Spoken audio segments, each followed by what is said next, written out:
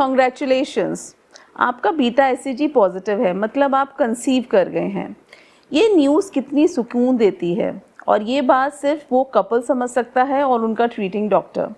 जितनी खुशी इन कपल्स को अपने रिजल्ट पॉजिटिव आने की होती है, उतनी ही खुशी उनके डॉक्टर को भी। किसी के जीवन में खुशियाँ लाने का सुख अतुलनीय है। प्रेगनेंसी टेस्ट पॉजिटिव आने के बाद शुरू होता है सवालों का सिलसिला। अब आगे क्या करना है, मेडिसिन कितने दिन और कंटिन्यू होंगी, टोटल बेड रेस्ट करना है कि नहीं, ऑफिस कंटिन्यू कर सकते हैं क्या, कब अल्ट्रासाउंड होगा, खाने में क्या खाना है। तो आइए इस वीडियो में हम आईवीएफ प्रेगनेंसी के पहले 3 महीने की जर्नी डिस्कस करेंगे। इस वीडियो में हम आपको बताएंगे कि फर्स्ट ट्राइमेस्टर में अल्ट्रासाउंड कब और क्यों होता है, साइंस और सिम्टम्स क्या होते हैं फर्स्ट ट्राइमेस्टर में, और प्रिकॉशंस क्या लेने हैं आपको पहले 3 महीनों में। हेलो एवरीवन, मेरा नाम डॉक्टर पारुल अग्रवाल है और मैं फर्टिलिटी एंड आईवीएफ कंसल्टेंट हूँ। बीटा एससीजी पॉजिटिव आने के बाद हम उसे 48 आवर्स के बाद रिपीट करवाते हैं। रिपीट बीटा एससीजी से हमें काफ़ी इंफॉर्मेशन मिलती है। आइडियली 48 आवर्स के बाद बीटा एससीजी का लेवल डबल हो जाना चाहिए। डबल अगर नहीं भी होता है तो भी अगर 66% राइज है बीटा एससीजी में, तो एम्ब्रियो ग्रोथ का एक पॉजिटिव इंडिकेटर होता है। अगर प्रेगनेंसी ढंग से नहीं ग्रो कर रही है या फिर एक्टोपिक प्रेगनेंसी है, तो ऐसे में बीटा एससीजी डबल नहीं होता है। और अगर बीटा एससीजी लेवल्स अच्छे होते हैं, जैसे कि 1000 या उससे ज़्यादा, तो इस वक्त हम अल्ट्रासाउंड करके देख सकते हैं कि नंबर ऑफ जेस्टेशंस है क्या है और उनकी लोकेशन क्या है। मतलब कि आपकी एम्ब्रियो एक इम्प्लांट हुआ है या 2 एम्ब्रियोज इम्प्लांट हुए हैं, और प्रेगनेंसी कहीं एक्टोपिक तो नहीं है, यूट्रस में है कि नहीं। कार्डियक एक्टिविटी के लिए जो स्कैन करवाया जाता है वो 6 वीक्स पे करवाते हैं। अक्सर हमसे ये भी पूछते हैं कि आप वीक्स कैसे कैलकुलेट करते हैं। तो वीक्स कैलकुलेट करने के लिए जिस दिन आपका एम्ब्रियो ट्रांसफ़र होता है उससे 14 डेज प्लस कर देते हैं, मतलब कि उसमें 2 वीक्स ऐड कर देते हैं। तो अगर आपका प्रेगनेंसी टेस्ट एम्ब्रियो ट्रांसफ़र के 14 डेज़ के बाद पॉजिटिव आता है, तो आपकी 4 वीक्स की प्रेगनेंसी मानी जाएगी। नॉर्मली स्पॉन्टेनियस कंसेप्शन में एक बार कार्डियक एक्टिविटी आने के बाद हम सीधे 12 वीक्स पर एंटी स्कैन या लेवल 1 स्कैन करवाते हैं, मगर इन आईवीएफ में काफ़ी बार हम 6 वीक्स के बाद एक 8 वीक्स पे भी स्कैन कर सकते हैं, जिसमें हमें काफ़ी इंफॉर्मेशन मिलती है कि प्रेगनेंसी ठीक से चल रही है कि नहीं चल रही है, कार्डियक एक्टिविटी ठीक है कि नहीं है, कोई इंटरनल ब्लीडिंग तो नहीं है, और अगर पेशेंट को एक से ज़्यादा प्रेगनेंसी ठहरी है तो सारे फीटस की कार्डियक एक्टिविटी ठीक है, कोई फीटस मिस तो नहीं हुआ है। एंटी स्कैन यानी कि लेवल 1 स्कैन 12 वीक्स के अराउंड होता है। ये एक बहुत ही इम्पॉर्टेंट स्कैन है। ये एक ट्रेन सोनोग्राफर द्वारा ही होना चाहिए। सोनोग्राफर एफएमएफ सर्टिफाइड होना चाहिए। इस स्कैन में मेनली एंटी यानी कि न्यूकल ट्रांसुलेंसी देखी जाती है। न्यूकल ट्रांसुलेंसी नेक फोल्ड में फ्लूइड के कलेक्शन की वजह से नज़र आती है। ये एंटी क्रोमोसोमल एबनॉर्मलिटीज़ के केसेस में हमें बढ़ी हुई मिल सकती है। इसके अलावा हम नेज़ल बोन की प्रेजेंस भी देखते हैं और बाकी और भी पैरामीटर्स मेज़र किए जाते हैं।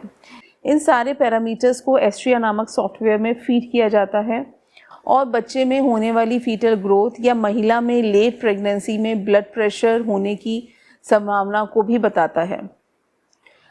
12 वीक्स स्कैन के साथ एक बहुत इंपॉर्टेंट ब्लड टेस्ट करवाया जाता है, जिसको हम डुअल मार्कर कहते हैं। Dual marker plus anti scan की सेंसिटिविटी 90% हो जाती है, यानी कि अगर दोनों ही रिजल्ट्स ठीक हैं तो हम क्रोमोसोमल एबनॉर्मलिटीज़ जैसे डाउन सिंड्रोम को 90% रूल आउट कर सकते हैं।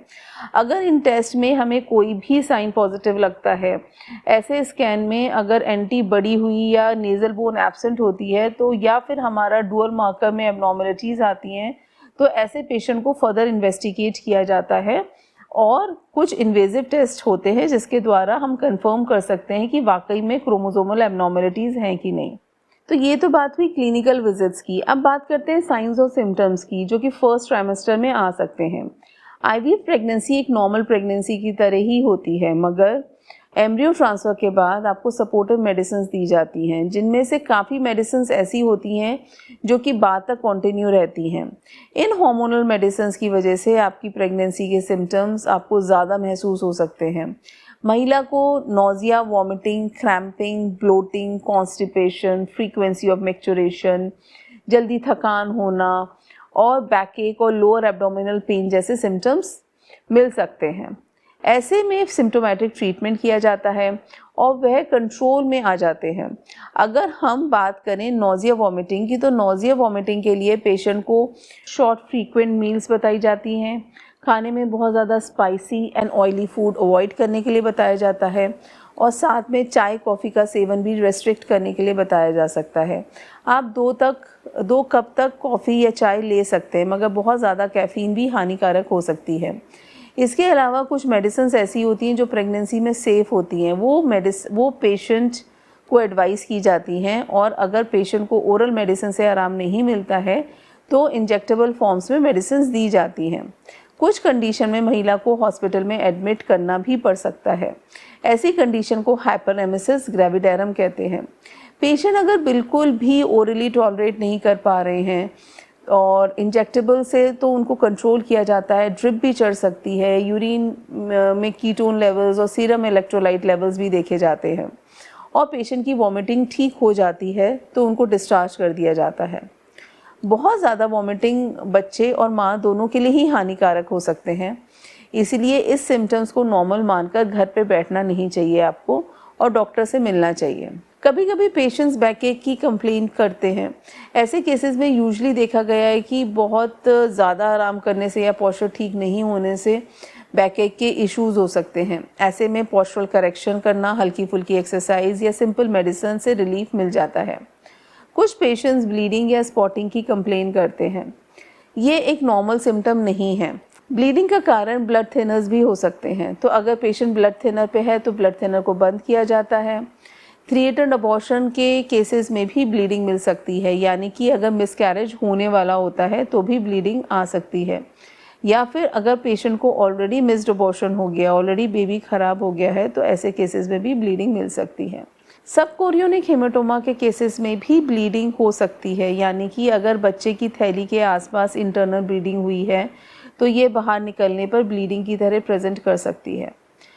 एक्टोपिक प्रेगनेंसी में भी ब्लीडिंग हो सकती है, जहां प्रेगनेंसी अपने नॉर्मल जगह पर नहीं होकर किसी और स्थान पे होती है। कुछ कंडीशन ऐसी होती है कि जिन्हें हम हेटेरोट्रॉपिक प्रेगनेंसी कहते हैं। इनमें एक बच्चा यूट्रस में ठहरा होता है और दूसरा ट्यूब में या किसी और एबनॉर्मल जगह ठहरा होता है, जो कि अर्ली प्रेगनेंसी में मिस हो सकता है। तो अगर अल्ट्रासाउंड में प्रेगनेंसी यूट्रस में नज़र आ रही है तो भी ट्यूब्स में या किसी दूसरी जगह पे भी प्रेगनेंसी हो सकती है, उसको रूल आउट करना बहुत ज़रूरी है। मगर ये रेयर केसेस में होता है, मगर इसकी भी पॉसिबिलिटी हमेशा दिमाग में रखनी चाहिए। ब्लीडिंग अगर होती है तो तुरंत आपको अपने डॉक्टर से कांटेक्ट करना है और उनके बताए हुए इंस्ट्रक्शन को फॉलो करना है। डॉक्टर आपके ज़रूरत अनुसार मेडिसिन बताएंगे और एक अल्ट्रासाउंड भी एडवाइस करेंगे। हो सकता है आपको एडमिशन भी एडवाइस करें। अल्ट्रासाउंड में देखा जाता है कि बच्चे की कार्डियक एक्टिविटी ठीक है कि नहीं, कोई ब्लड कलेक्शन तो नहीं है अंदर, एम्ब्रियो की लोकेशन ठीक है कि नहीं, और बच्चेदानी का मुंह खुला तो नहीं है। फाइंडिंग्स के अकॉर्डिंग आपका ट्रीटमेंट प्लान डिसाइड किया जाता है। पेशेंट को ब्रेस्ट टेंडरनेस भी हो सकती है। ये टेंडरनेस ब्रेस्ट में चेंजेस और डेवलपमेंट की वजह से होती है, जो कि प्रिपेयर हो रही होती है पोस्ट प्रेगनेंसी लैक्टेशन के लिए। इसलिए महिला को बिल्कुल भी चिंता नहीं करनी है इस बात की। फ्रीक्वेंसी ऑफ मैक्चुरेशन हो सकती है, क्योंकि पेल्विक एरिया में ब्लड फ्लो इंक्रीज़ होता है प्रेगनेंसी में। मगर अगर फ्रीक्वेंसी के साथ आपको पेन है या जलन है यूरिन पास करते वक्त, तो ऐसे में इन्फेक्शन हो सकता है। तो इसके लिए एक प्रॉपर यूरिन की जांच करवाई जाती है। अब बात करते हैं इन पहले 3 महीनों में हमें क्या प्रिकॉशंस लेने चाहिए। टोटल बेड रेस्ट नहीं लेना है। आप अपना रूटीन काम कर सकते हैं। अगर आप ऑफिस जाते हैं तो आप ऑफिस भी जा सकते हैं। आईवीएफ प्रेगनेंसी को एक नॉर्मल प्रेगनेंसी की तरह ही ट्रीट किया जाता है अनटिल अनलेस कोई एसोसिएटेड कॉम्प्लिकेशन हो। अगर आपको कोई स्पॉटिंग है या ब्लीडिंग है या फिर आपके अल्ट्रासाउंड में कोई ब्लीडिंग का कलेक्शन दिखा रहा है, तो ऐसे केसेस में फिर रेस्ट बताया जाता है। आपको किसी भी तरीके का एक्सर्शन अवॉइड करना है, चाहे वो फिजिकल हो या मेंटल। हैवी वेट नहीं उठाना है। हैवी वेट का मतलब यानी कि कोई भी ऐसा वजन उठाने से जिसमें आपको एफर्ट्स लगते हों वो काम नहीं करना है। लॉन्ग स्टैंडिंग या बहुत ज़्यादा अननेसेसरी की लॉन्ग ट्रैवलिंग आपको अवॉइड करनी है। प्रेगनेंसी में बीमार होने से बचें। आप ऐसे व्यक्ति के संपर्क में ना आएँ जिसको खांसी, जुकाम या कोई इन्फेक्शन हो रहा हो।